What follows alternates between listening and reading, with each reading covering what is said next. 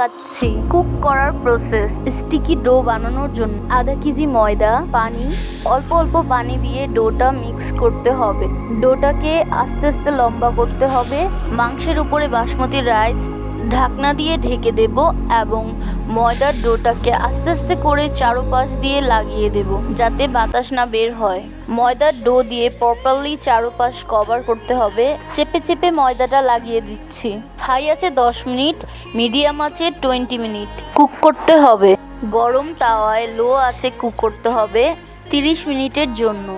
Happy birthday to you বলে ময়দার ডোটাকে কেটে ফেলছি। ঢাকনাটা খোলার জন্য ঢাকনার চারপাশ দিয়ে ডোটাকে কেটে ফেলছি। ওয়ালাহ ইজ রেডি টু ইট।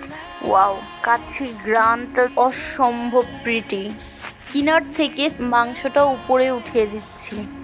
সত্যি কথা বলতে মাংসটা হালকা পোড়া লাগার কারণে ফ্লেভারটা আরও এনহ্যান্স হয়েছে।